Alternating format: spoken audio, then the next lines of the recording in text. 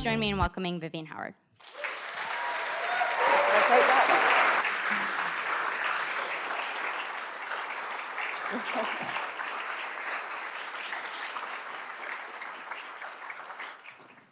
Hello there, creative morning people.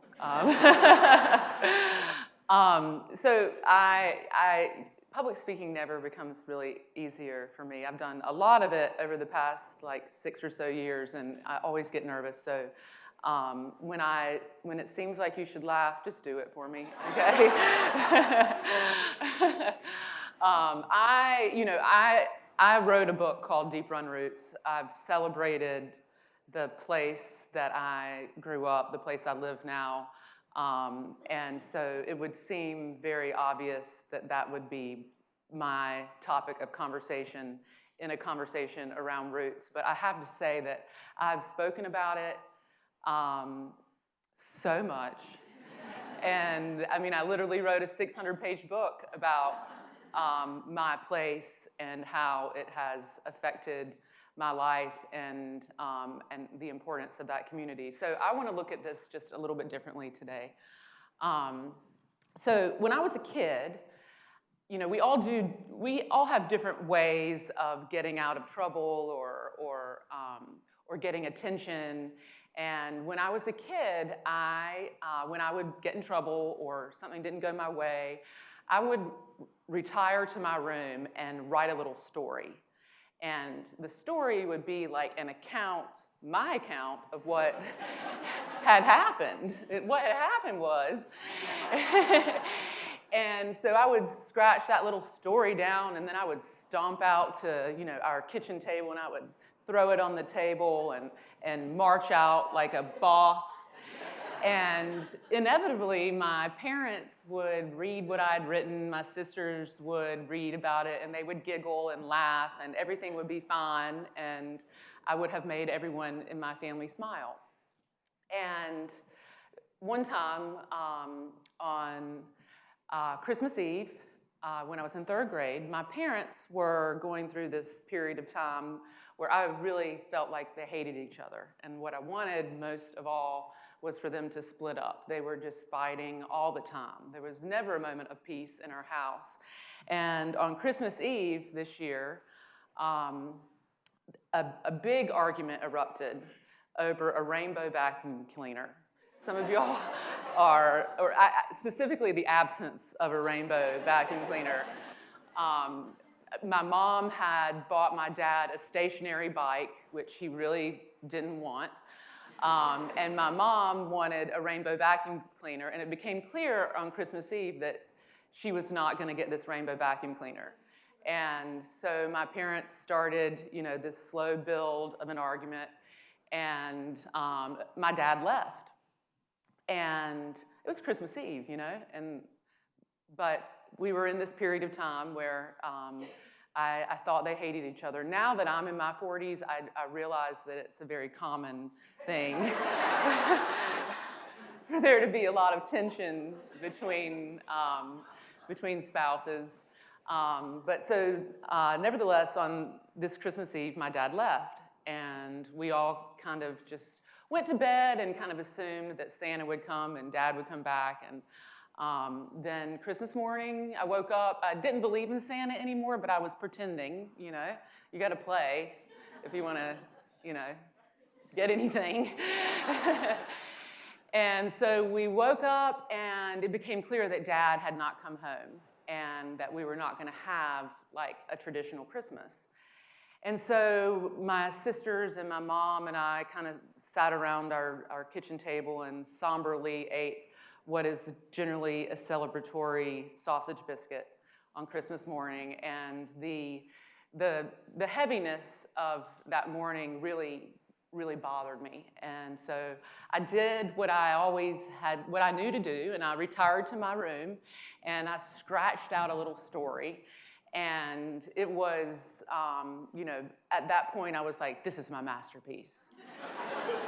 And I came out, my sisters and mom were still sitting around, and I read them this little story. And I'd written this story called Santa's Private Detectives. And it was about how the way that Santa knows that you're good or bad or all the things that you do is that his private detectives are your shoes. And they travel around with you all day and take notes on your behavior. And then when you go to bed at night, they walk themselves to the North Pole and tell Santa how you've been. And then when you wake up that next morning and you can't find your shoes, it's because they forgot where you left them. And when they came back from the North Pole, they landed somewhere else. And so I read this story to my mom and my sisters, and the heaviness lifted, and everyone smiled, and we shared a really beautiful Christmas moment. And when my dad came home later that day, it made him smile too. And in my mind, my little story fixed everything. It made things right in my home. And I realized that I had this power that through storytelling to change the small world around me. So I held tight to that, and I identified myself as a storyteller. I always wanted to be a writer. And so I moved through life as trying to do that. I went to NC State. I know people go to NC State all the time to become a writer.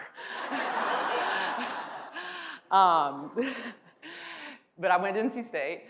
And then I graduated and I moved to New York because I was following this path to become a writer, and I realized that it was really hard to get a job as a writer. Particularly, I wanted to be a journalist. I wanted to be Katie Couric. And I was so certain that I was going to be able to knock her out of her Today Show chair and sit across from Matt Lauer. And aren't we glad I didn't?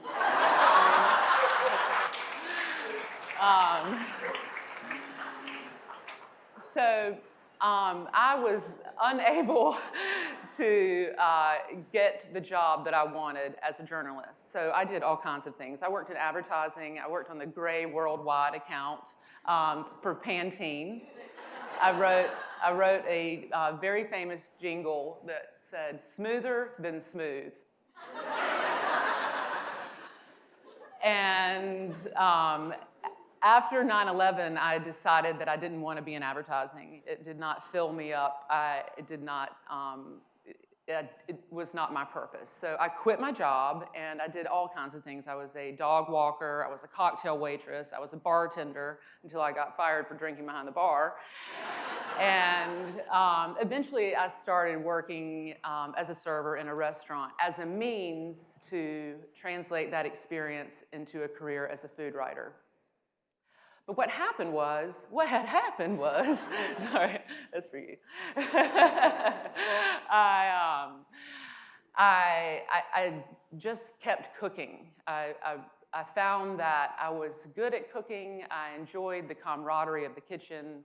I liked making things, and I became very comfortable with the kitchen mantra, which was at the time, keep your head down and your mouth shut. You know, that's how you can be the most successful in a professional kitchen. So I kept my head down and my mouth shut for many years. And I definitely lost touch with that storytelling part of myself. And eventually, Ben, my husband, and I moved back to North Carolina to open a restaurant in Kinston. We didn't really think that we would be in Kinston. My parents said, we'll help you open a restaurant anywhere in North Carolina. And so we were like, cool, Raleigh is changing, Asheville's super cool. And so we moved home, but it became very clear very quickly that we could open a restaurant anywhere inside this 10,000 square foot building in downtown Kinston that my family had already purchased.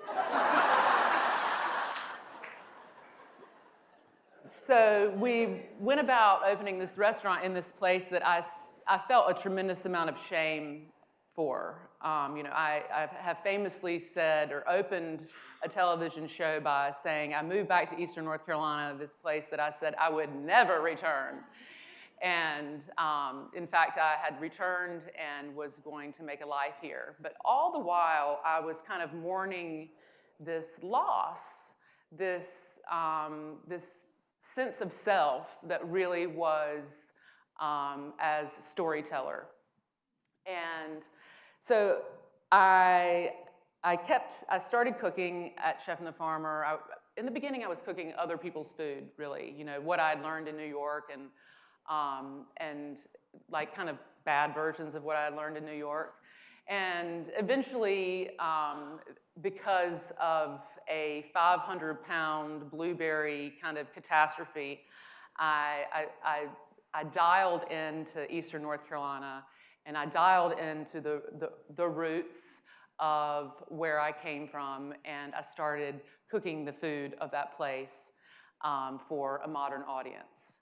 And in a weird kind of way, I felt the tingle of storytelling again. You know, I was not crafting words, I was not making people laugh, I was not making people cry, but I was connecting to something that was greater than just cooking food. But I still was not satisfied. I had this kind of hunger inside of me to connect to something that I couldn't really figure out what it was, because my experience in New York had told me that even though I had written the precursor to Elf on the Shelf, I was not, you know,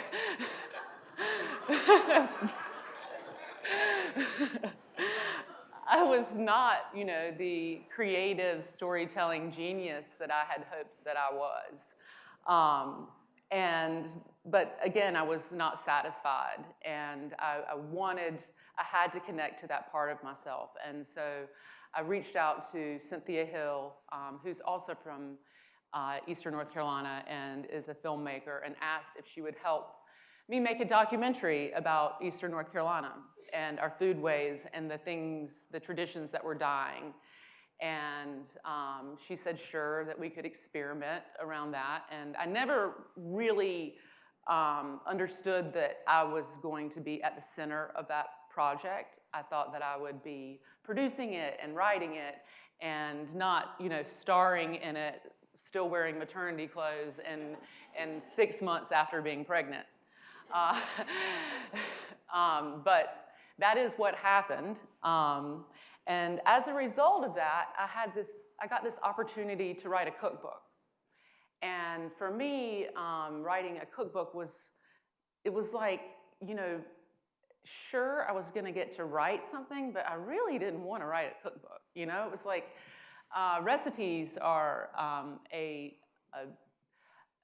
whole different animal when you're talking about words and writing and instructions, and they're very technical, and they have to work, and they lack personality.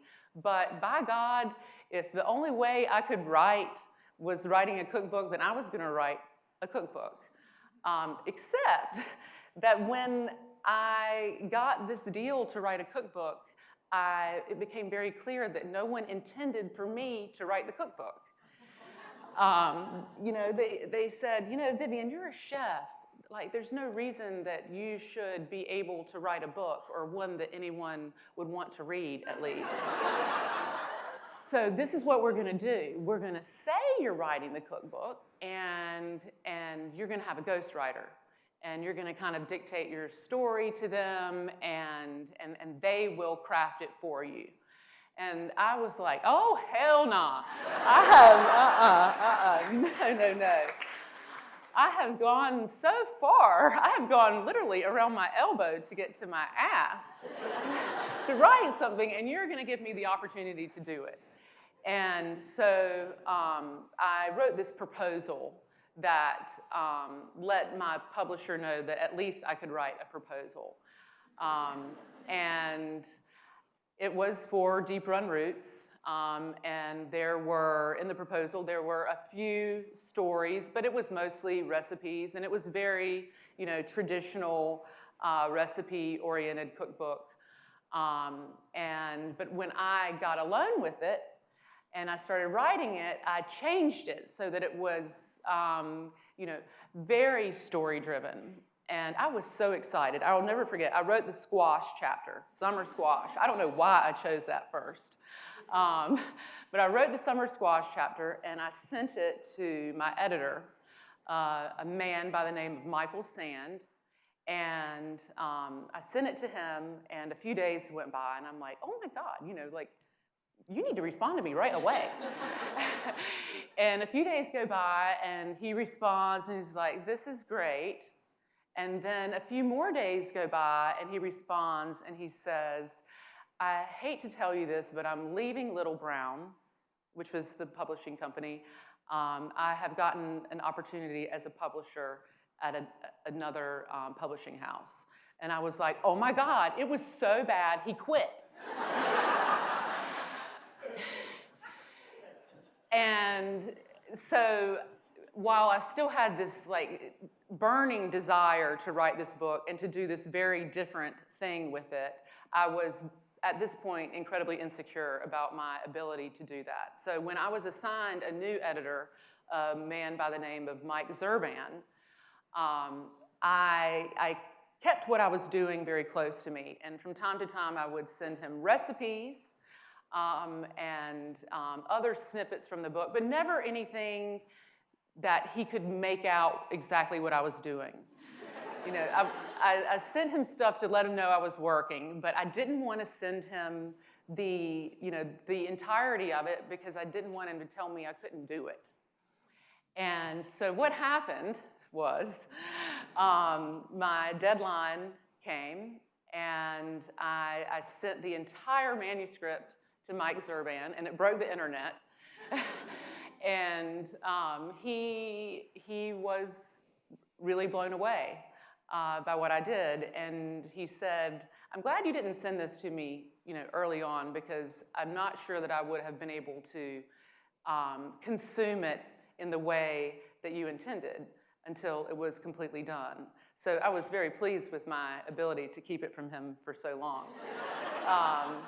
But when I got that opportunity to write that cookbook, I had recently started renting my mother-in-law's building. My mother-in-law moved from Chicago to Kinston and made a warehouse into her apartment.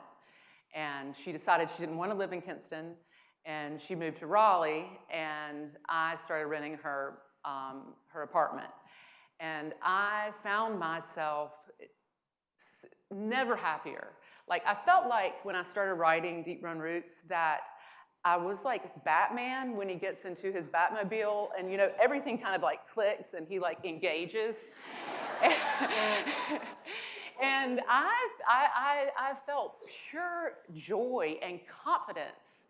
And I felt like for the first time in my professional career, I was doing what I was good at. I know that I'm known as a chef, and that is really the way that people perceive me in the world, but I always felt when I was just cooking that I was fooling people. I was just 2 meals from being discovered as a complete fake. And when I would engage with other chefs at events, I always felt out of place. They had all these knives and all these shiny things, and they worked clean, and I looked like the woman from the Rice Krispies Treats commercial with flour all over me, and I had one knife wrapped up in a dish towel, And so, I never felt like Batman, fully engaged and confident until I started writing Deep Run Roots. And what that experience taught me, and I remember just before sending the manuscript to Mike, I remember thinking, you know what, he may hate this and it may be terrible, but everybody else is wrong then.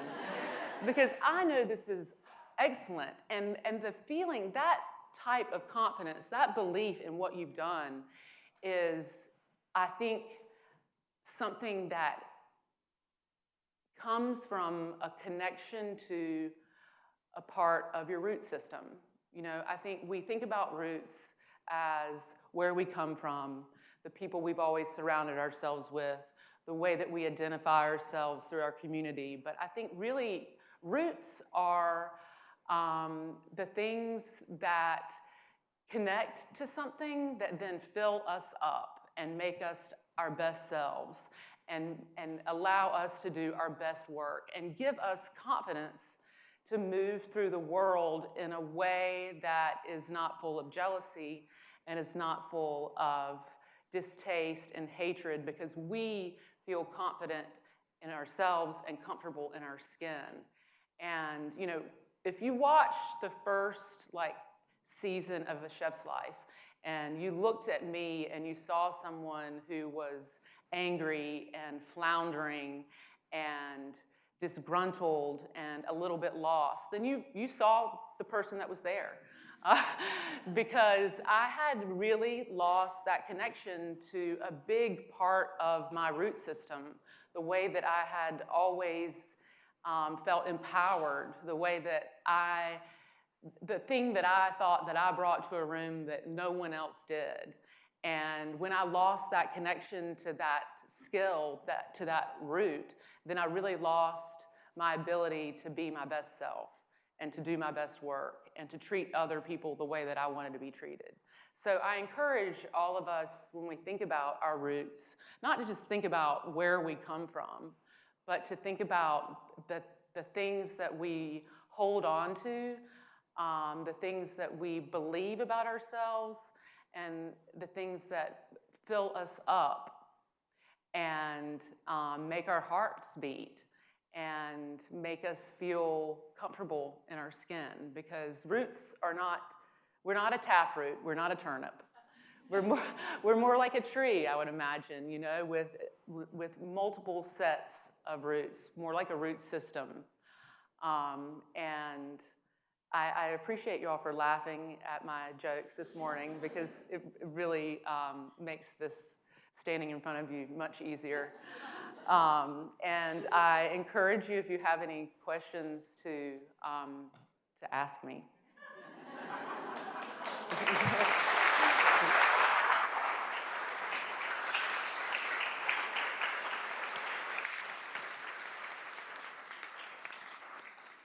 All right.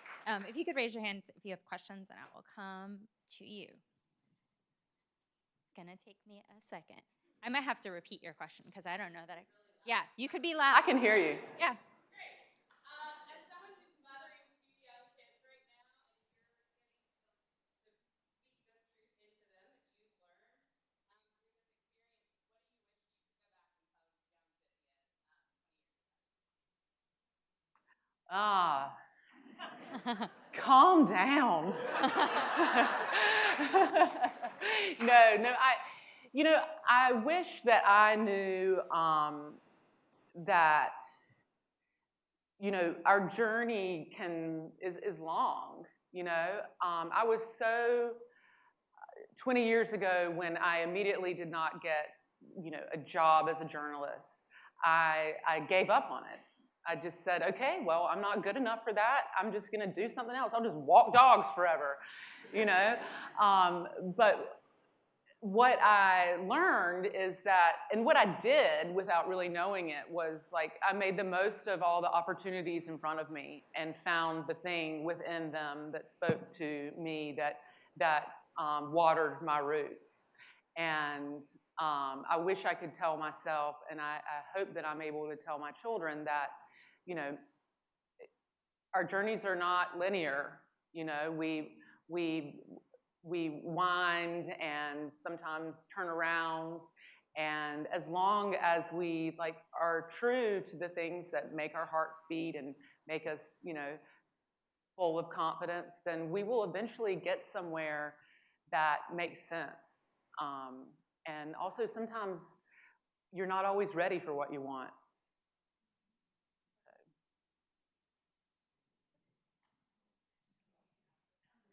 You can project too. Project. So first of all, I'm from Aiden.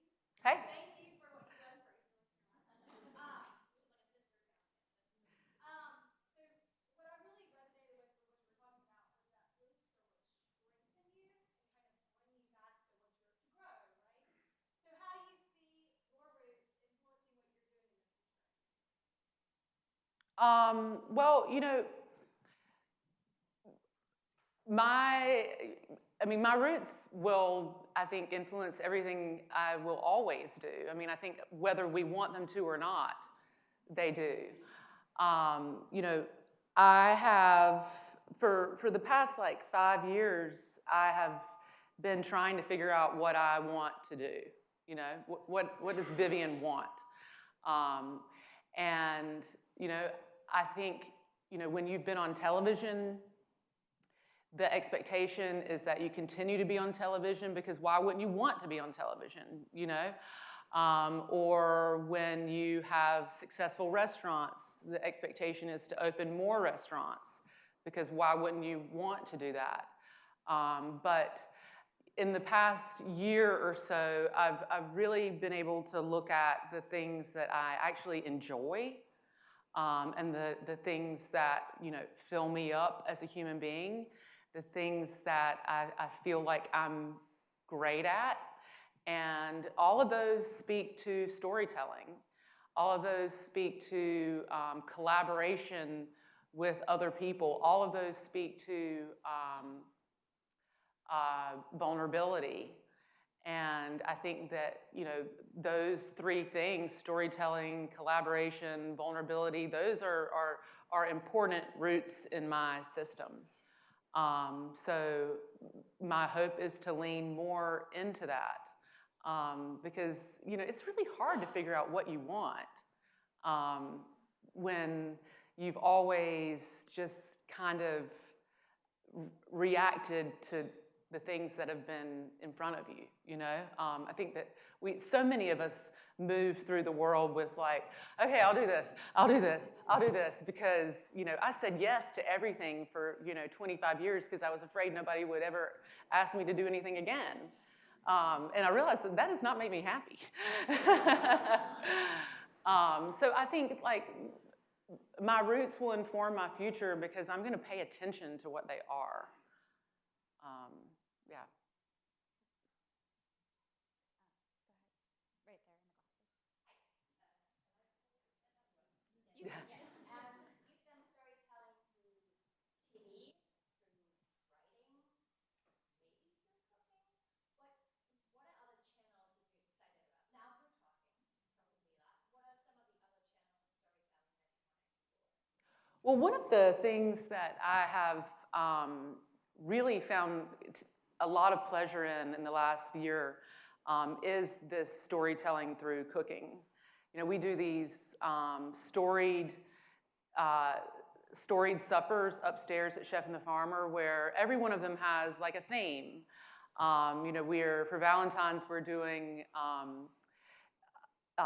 love story movies, and referencing food within those movies. And like that has been a means for me to reconnect to the world of cooking and restaurants in a way that speaks to my desire to storytell and speaks to what I think I do better than all the chefs with the knife rolls and the neat cutting boards.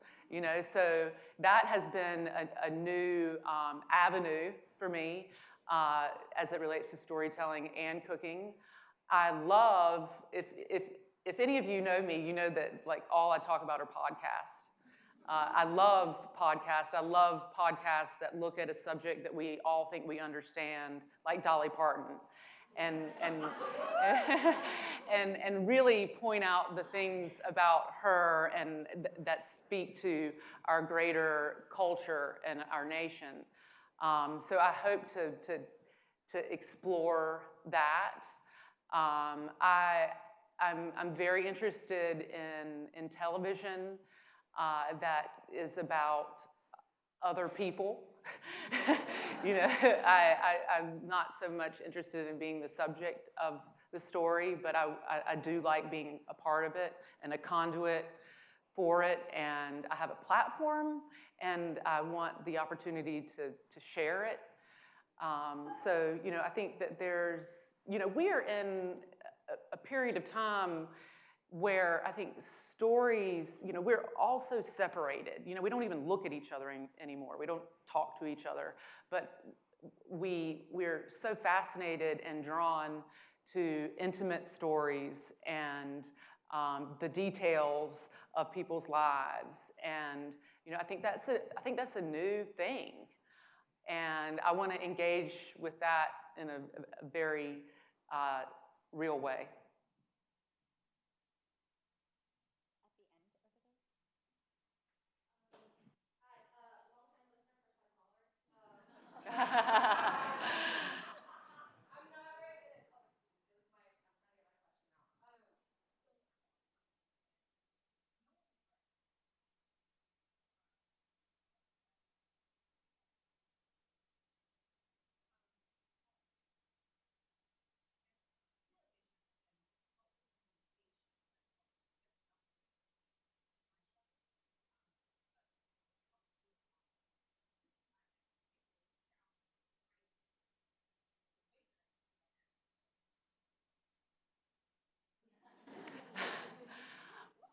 Well, I think it was this, I didn't have a choice.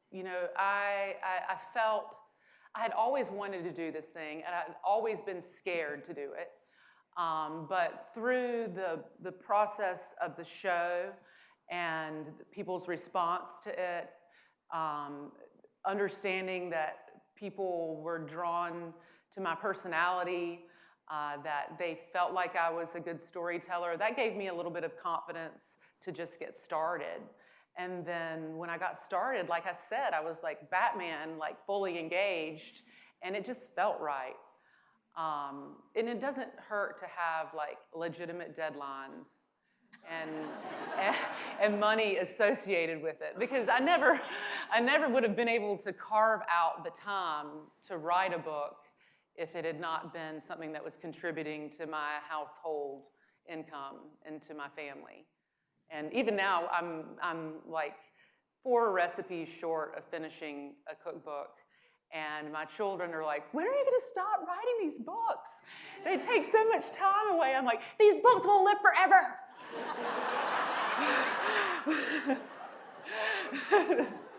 That's the only answer I have for them.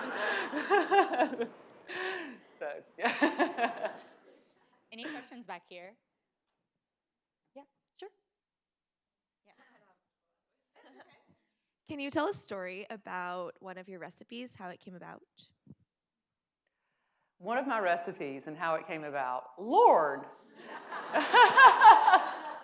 How about if I tell you a story about my next cookbook and how it came to be? When Deep Run Roots came out, for the first year and a half, every morning I woke up and I read the new reviews on Amazon. And I mean, what's wrong with that? And the thing that I kept reading was that, so I'll never cook a recipe out of this book, but I sure do love the stories. The recipes are too complicated. That peach cake recipe is like 4 pages long, like, psh. And so, most of the comments were excellent, or I would not have continued to engage with them, okay? But the thing that stood out to me was that people were really hungry for a more simple book. And I had always had these issues with body image and never feeling like I could be all that I was meant to be because I was too heavy or I didn't feel good about the way I looked. And I had this conversation with this woman, Susan, who works at Chef and the Farmer. If you've eaten there, you've probably engaged with her. She's the best server of all time. And she was hugging me. This is like after the book came out, after the show won an Emmy, from all perspectives, things must have been great for me. And she's like, I'm so proud of you. I'm so proud of you. And I was like, all this would be great if I were skinny. And she then pushed me away, and she's like, I'm so disappointed in you.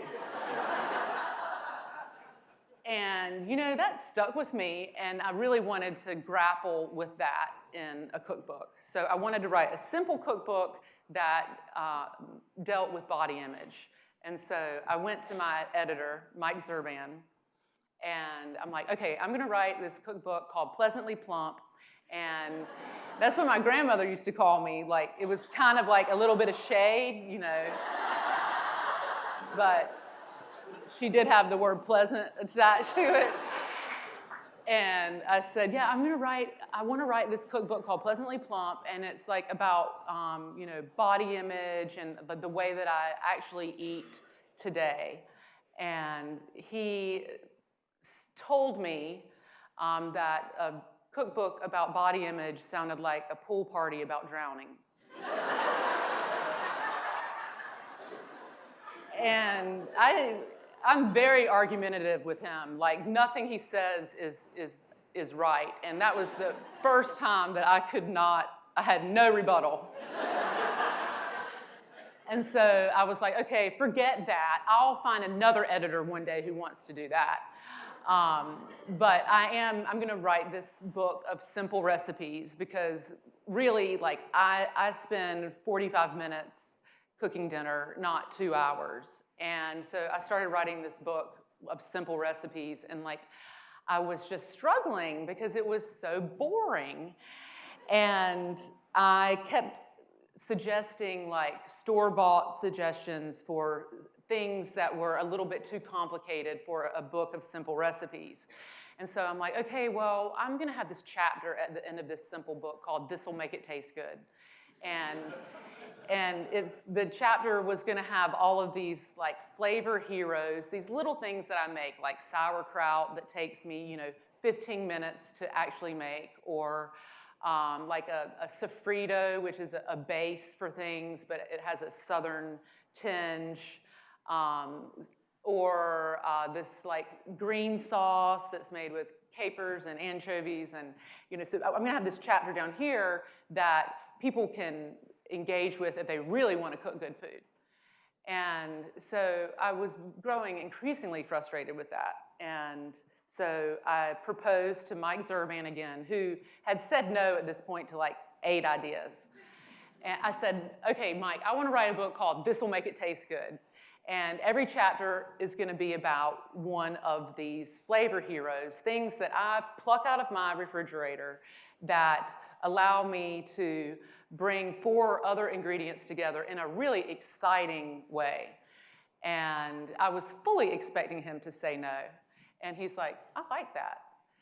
So that is what I've done. And all the chapters have, one of the things that's been really fun is that nothing is called like Southern Sofrito. So Southern Sofrito in the book is called Community Organizer. Because that's what it does. It like goes in and organizes ingredients and brings them together and makes them their best self. And that green sauce I was talking about is called Little Green Dress, because it's like the thing, your little black dress that goes with everything. And so that is a story of a recipe, actually a book, that I've been working on and have kind of delivered. It's that slow process to like 4 more recipes, It's like, I don't know. I'm good at starting, bad at ending.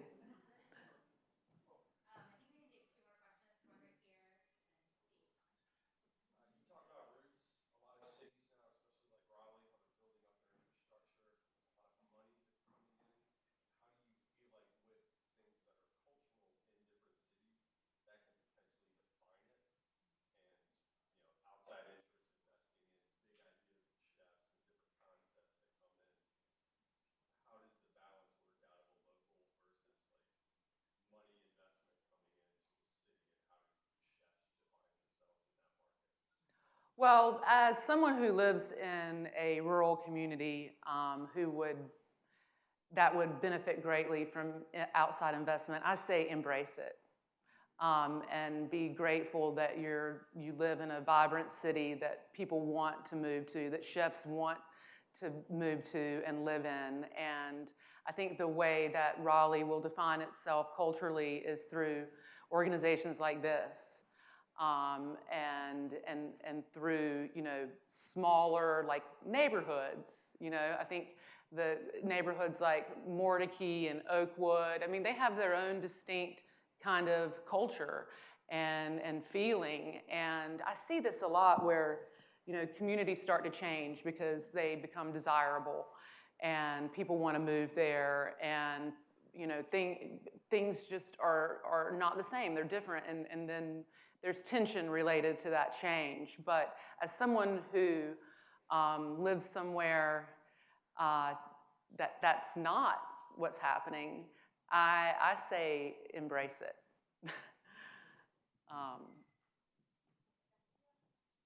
You've won awards out the wazoo. You got Emmy, you got James Beard, you've got. Just so everyone can hear. You, as I started off, you've won awards out the wazoo. She wanted you to say that again. You've won an Emmy, you've won a James Beard. You've got all kinds of recognition for your work. What is it about your roots that keeps you so grounded and keeps you so humble and keeps you so well identified with the rest of the world like us who's not nearly in the success mode that you are? I think there's several things. One is that I live across the road from my parents. And they are just not impressed by me at all. And I think it's also, I think that I have something that a lot of creative people have, which is a tremendous dose of self-doubt. But not self-doubt that's paralyzing. I have always, I think part of it is because of where I come from, like a rural place that I always felt shame around. I've always felt like I had something to prove. I've always had a whale to chase. My whale just changes, and awards have this weird way of making me feel less accomplished. And I don't know why that is, but I choose not to put much emphasis on them because, if awards are what we're like chasing, then I think that can be a fruitless journey. Particularly, I try not to talk about awards around young chefs because I think the James Beard platform has defined for us that you can only be successful, you can only be recognized if you are nominated or win James Beard Awards. And that is really not what it's all about, and there's only, a few people get it every year. So, dive into your work because you love it or because you want to be the best that you can be or because you want to make people happy. And I really think that's at the core of a lot of the work that I do is I love to make people happy. Y'all have made me so happy laughing at me this morning. I cannot tell you. And yeah, I think that self-doubt, I think, you can win a lot of awards and you can get to a certain place, but unless you carry self-doubt with you, then you will not continue to push forward. Because if you don't doubt how good something you're doing is, then why keep pushing? One more? Yeah, sure. Last one. Thank you for coming this morning. This is fantastic. You are a New York Times bestselling author. You have a television show. You've got a new television show. You do photo shoots. There's a lot of pressure, I would presume, that comes from being somebody from rural North Carolina. You represent rural North Carolina. You represent North Carolina. How do you deal with that pressure? Does it ever feel overwhelming? Oh yeah. Yeah. Oh yeah. It's a tremendous burden. Because in some ways I've emerged like a politician or something. I represent a region and a people and a history, and I'm I didn't intend for this. But I understand the responsibility of it. And I understand, it's made me want to be a better person, a better North Carolinian, a more thoughtful storyteller. But yeah, the burden is real. And, particularly, I'm getting ready to open 2 restaurants in Charleston. And one of the reasons I'm doing that is because I feel this tremendous pressure in Kinston to keep pushing Kinston, and Kinston's growing because of my celebrity. But I have to look out for my family, and so the opportunity to open a restaurant in a community that's growing not because of my celebrity is something that I am aware of.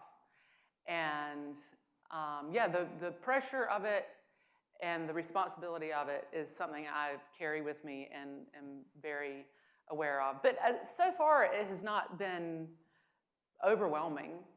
And I'm very good at compartmentalizing things, and I get a lot of energy out of creative endeavors. And so when I feel overwhelmed by something like that, I brainstorm ideas, and then I bother people who work with me with my ideas. And we move on to something else. Thank you all so much. Thank you. Thank you.